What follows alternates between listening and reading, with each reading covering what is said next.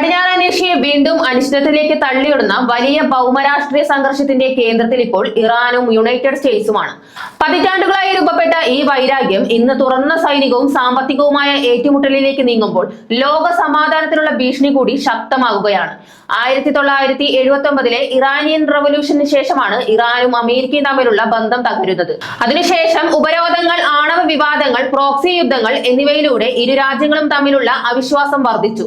Iran തന്റെ ആണവ പദ്ധതിയും ബാലിസ്റ്റിക് മിസൈൽ വികസനവും ശക്തിപ്പെടുത്തുമ്പോൾ അമേരിക്ക അതിനെ തടയാൻ കർശനമായ സാമ്പത്തിക ഉപരോധങ്ങളും സൈനിക സമ്മർദ്ദവും പ്രയോഗിച്ചു. ഈ സംഘർഷത്തിന്റെ മറ്റൊരു പ്രധാന ഘടകം ഇസ്രയേലാണ്.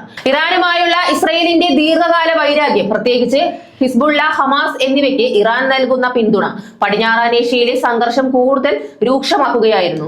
സിറിയ, ലെബനൻ, ഗാസ എന്നിവിടങ്ങളിലായി നടന്ന പ്രോക്സി യുദ്ധങ്ങൾ പിന്നീട് നേരിട്ടുള്ള ഏറ്റുമുട്ടലിലേക്ക് മാറി. 2024 മുതൽ സ്ഥിതി കൂടുതൽ ഗുരുതരമായി. മിസൈലുകളും ഡ്രോണുകളും ഉപയോഗിച്ച് ഇറാനും ഇസ്രയേലും തമ്മിൽ നേരിട്ടുള്ള ആക്രമണങ്ങൾ ആരംഭിച്ചു.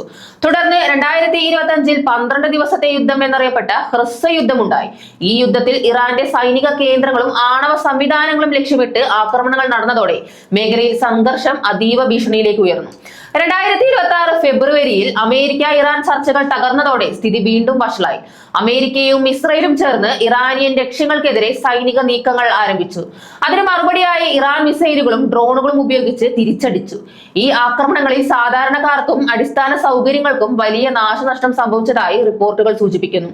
ഇതിനിടയിൽ അമേരിക്കൻ മുൻ പ്രസിഡന്റ് ഡൊണാൾഡ് ട്രംപ് രംഗത്തെത്തി. സ്വന്തം സോഷ്യൽ മീഡിയ പ്ലാറ്റ്ഫോമായ ട്രൂത്ത് സോഷ്യൽ വഴി ഇറാനോട് ഉടൻ സമാധാന കരാറിൽ ഒപ്പിടണമെന്ന് അദ്ദേഹം ആവശ്യപ്പെട്ടു. ഇനി ഞാൻ നല്ലവനായിരിക്കില്ല എന്ന മുന്നറിയിപ്പോടെ ആയുധധാരിയായി തന്റെ ചിത്രം പങ്കുവച്ചത് അന്താരാഷ്ട്ര തലത്തിൽ വലിയ ചർച്ചകൾക്ക് വഴിവെച്ചു.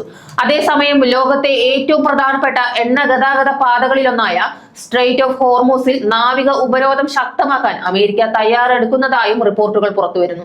ഇറാനെ സാമ്പത്തികമായി ഒറ്റപ്പെടുത്താനുള്ള ഈ നീക്കം യുദ്ധ സൈനിക രംഗത്ത് മാത്രമല്ല സാമ്പത്തിക തലത്തിലേക്കും വ്യാപിച്ചതായി സൂചിപ്പിക്കുന്നു.